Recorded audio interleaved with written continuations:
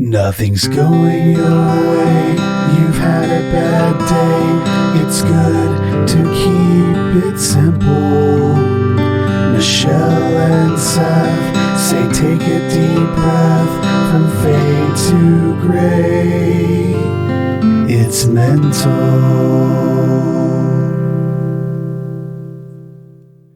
It is with bated breath I bring you an episode of Mental. It truly is an exciting time because Mental has kind of been off the map for the last few months. There haven't been a few episodes out, and there's a good reason for that. As part of Mental, we're part of the Fade to Gray podcast network. And through that network, we recently released an online conference that was free to the entire world. And we brought on some really big guests and had a lot of fun. And in all of this process, Fade to Gray podcast has decided to launch the network officially.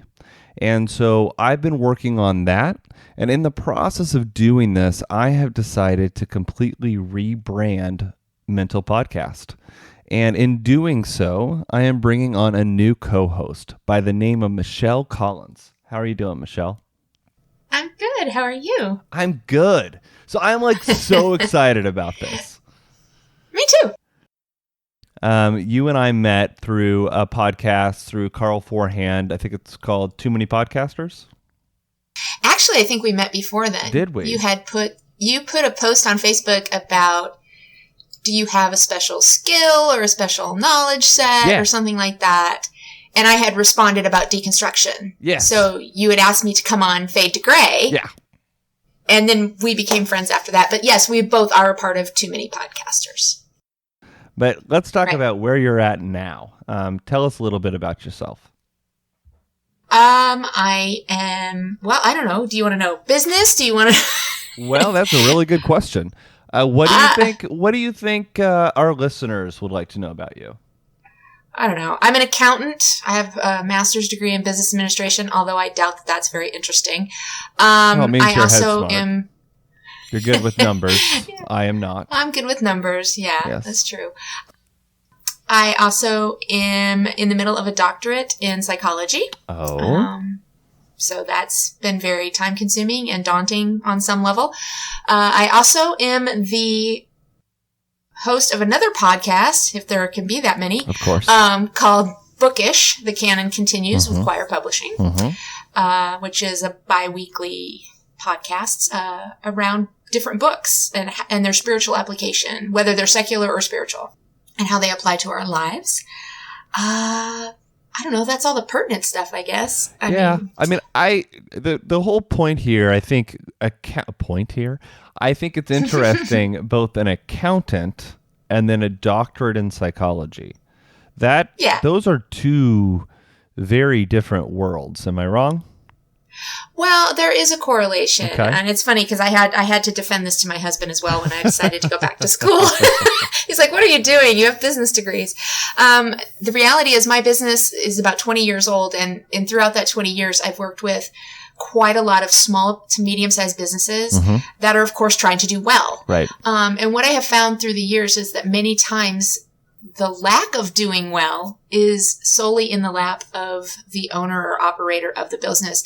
Not because they don't want to be successful, but for whatever reason, there's something keeping them from being successful that they may not even be aware of. And so the more I began to identify that, I got very interested in the psychology behind business. And so that was my entrance, if you will, into the subject matter. However, since then, I went through a religious deconstruction. And as I started thinking about the psychology behind that became more the main draw.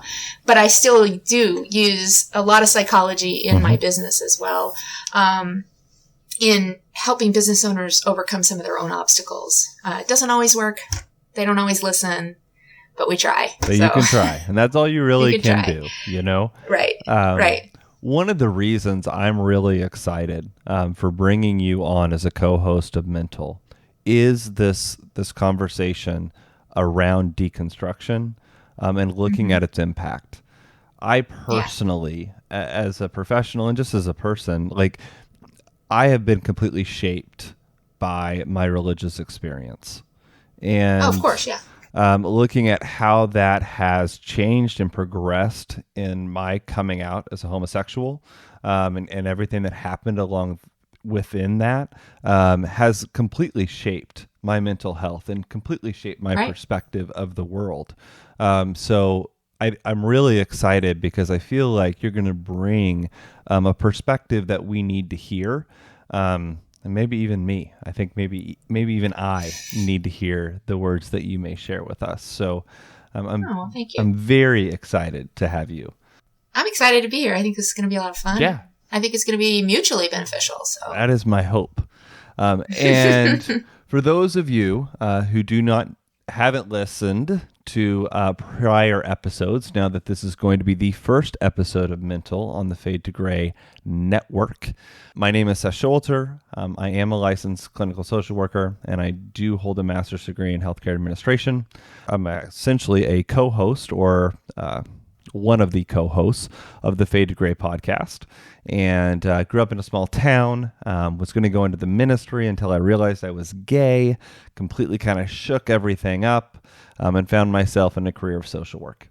And so what I'm hoping through this podcast is that, one, I'm able to kind of talk about the things that I've gone through, because I personally feel that our lived experience is not only beneficial in sharing, but also in hearing others and what they have gone through. What do you think about that, Michelle? Oh, I think that's absolutely valid. And you and I have had these conversations before. Our religious background is, of course, subjective. Each one of us comes from a different place. When we begin to deconstruct that background, we each come from a different perspective or a different place, and we may experience it differently. Mm-hmm. So the idea of being able to have a discourse with regard to that subject, as well as listening to other people's experience, actually opens up the field a little bit more. It allows each of us to understand we're not, although our experience may be our own, we're not alone. Right. And I think that's really important in that process. Mm-hmm. So I think it's very, very beneficial. Oh, I agree. And that's really one of the things I'm wanting Mental to do, is to be a place where we can unpack our own personal experiences, but also bring people on to talk about theirs, and really providing a safe place. One of the things, and we've floated this idea, and I'm actually going to announce it now because I'm already 100% on board with it. But I also, as part of this podcast, want to include a call-in line, a place where you can call in and leave a voicemail and share with us your story, any questions you have, or even if you just need to vent things out. But Michelle, what do you think about that? What are your thoughts? Well, I love the idea because, as I said, people need to know they're not alone. I think that you used the right word, vent. Sometimes we all need to vent. We need people listening that we know at least have some basis of understanding in what we're experiencing. Mm-hmm. Or maybe we just have a question. I spoke with a lady today who was sharing an experience with me, and she said, "Is that normal?" And I said, well, normal is subjective. I feel like I use that word so much, but it's true. Normal is subjective.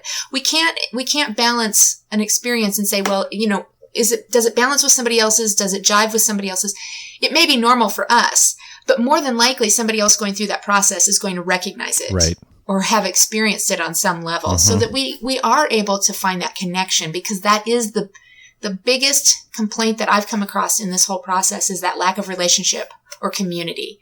One ends up feeling so very isolated or alone. And so being able to make those connections is vital. Yes. So I love the idea that they get to do that. I think we have to be careful, though, and make sure they understand that it's not counseling. Right. Right.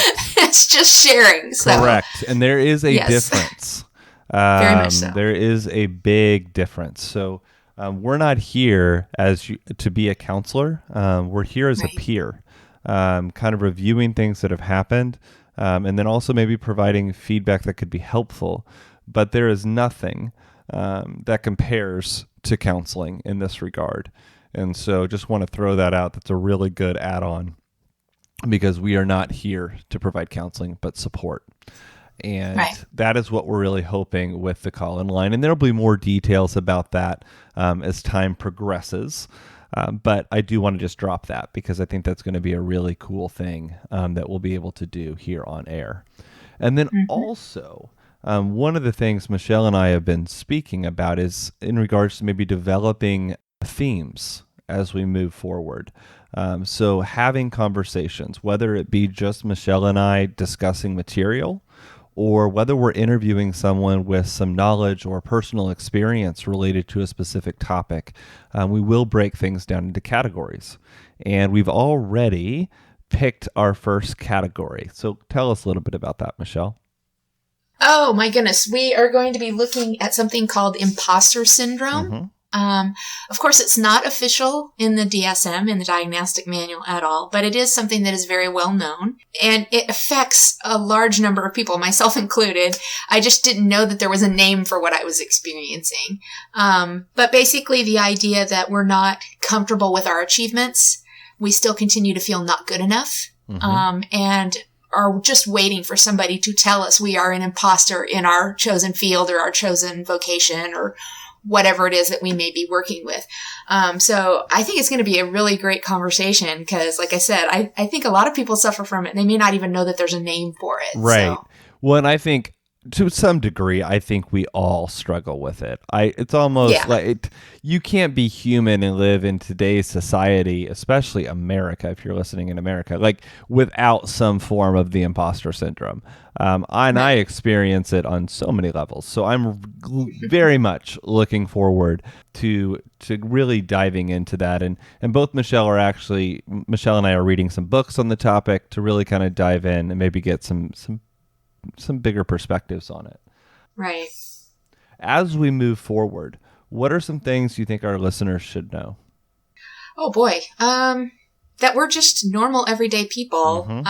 Right. We may have some kind of background or vocation that's involved in the mental health field.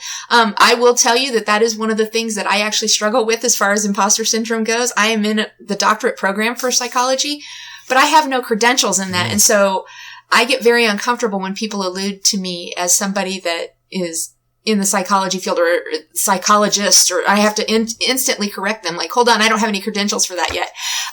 But we are just everyday normal people. We are experiencing the same things that other people are experiencing. We deal with, anxiety or depression or, extreme highs and extreme lows.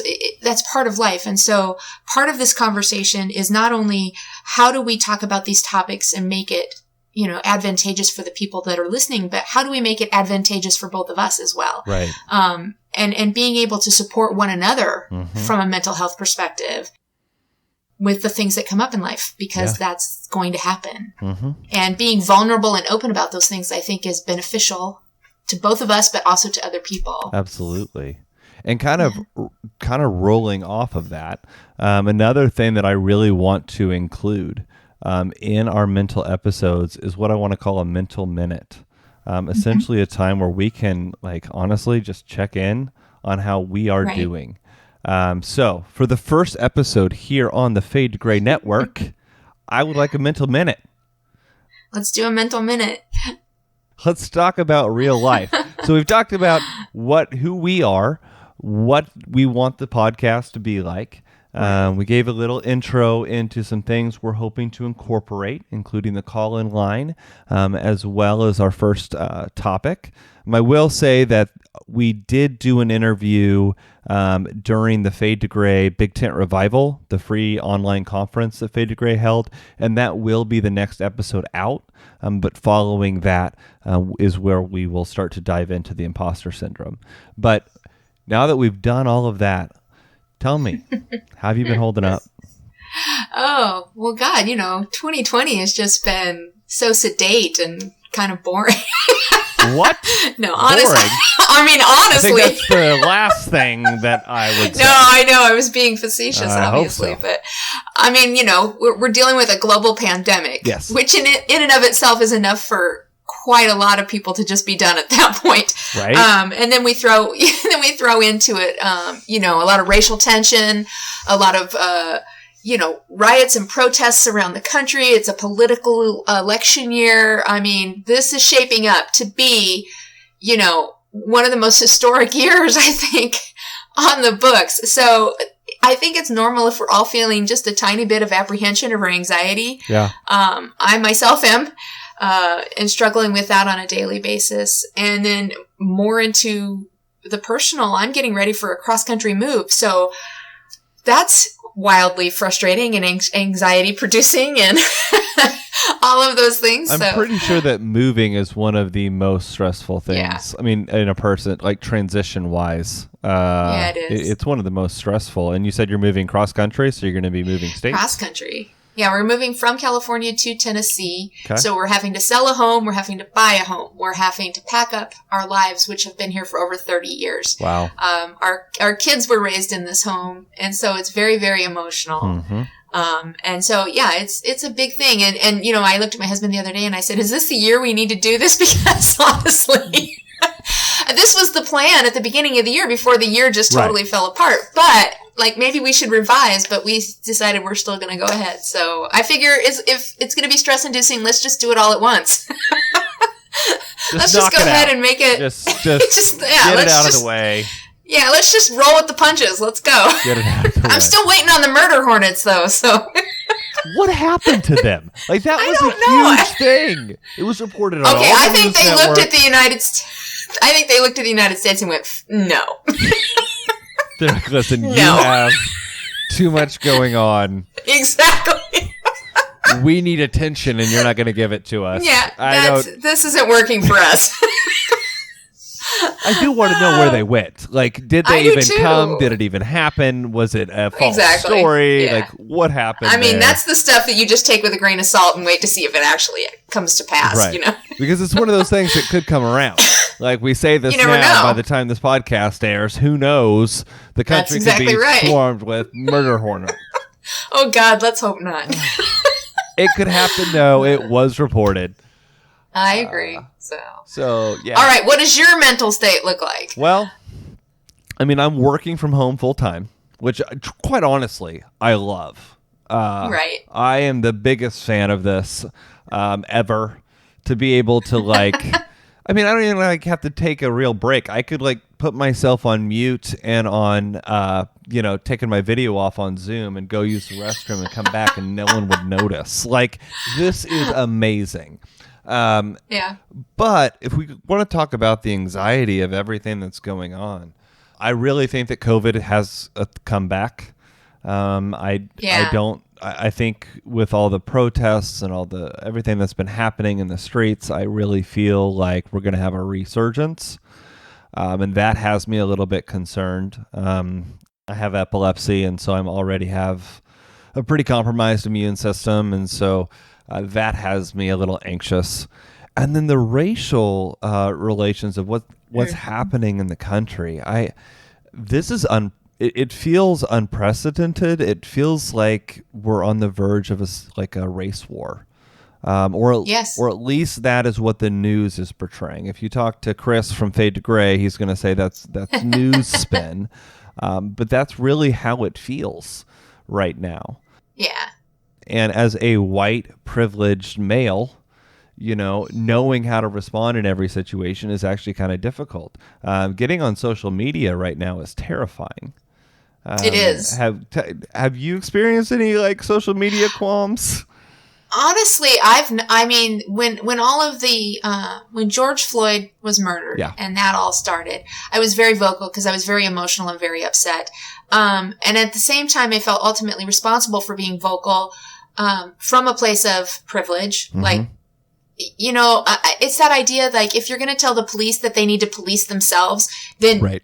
Me as a white person, maybe we need to police ourselves as well and say, you all are acting inappropriate. But then I would vacillate my voice doesn't need to be heard. I need to elevate voices of people of color. So I would vacillate. I don't know what the right reaction is. Mm-hmm. And I know I'm going to step in it, and I'm really loath to do that. Well, that dichotomy is where I've been really finding myself struggling.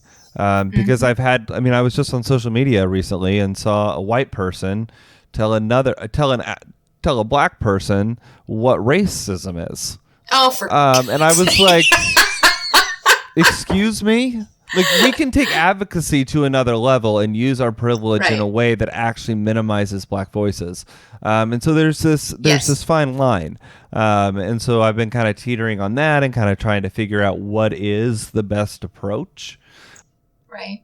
And it just, with everything happening and really still being in quarantine, I mean, I feel like the country's opening up, but we shouldn't be. So I'm still, to some extent, quarantining and finding myself spending a lot of time alone. And that is very bothersome for me. I don't do well when it's just me and the TV and the cat. I need more interaction. And so... Are you extroverted or introverted? I don't know. You sound extroverted. Oh, I think I'm introverted. I think I vacillate between the two. I am wildly introverted.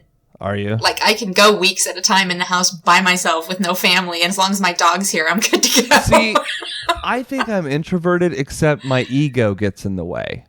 Like, I'm introverted, except I like attention. So I like... Okay. It's why I'm part of Fade to Gray. I don't know if you've ever been in the Fade to Gray Marco Polo, but I mean, I'm all about the attention. Yes. So, but I'm introverted, like, in nature. It's weird. Well, I mean, again, this will be a word that I use a lot. Everything's on a spectrum. Right. So maybe you fall more into the middle of the introversion, extroversion timeline. I don't know. But anyhow. I'm far to the introverted side. I mean, I can do this and I can speak in front of large groups of people. I can do all of that, but I'm incredibly uncomfortable while I do. And afterwards, I need to be left alone for a long time. Really? So, yeah. So I know I'm definitely introverted. Well, and the whole thing with that is, one, you need to spend time alone afterwards. You know what you need. And that's also something I want to kind of talk about here with Mental, about when we have these interviews and we have these discussions. Yes, we're not going to be providing you with counseling, but what we are going to talk about is lived experience. And we're going to talk about the things that have worked for us. And really, when we talk about mental health, one of the things you're going to hear me talk about a lot on this show are coping strategies and knowing the things that help you when you are struggling. And so those are just, this is a short episode to kind of just provide you a snapshot of what I want this show to be and who your hosts are going to be. But I am very, very excited for what's going to happen next. And thank you so much for coming on. Oh, absolutely. I'm excited too. Me too.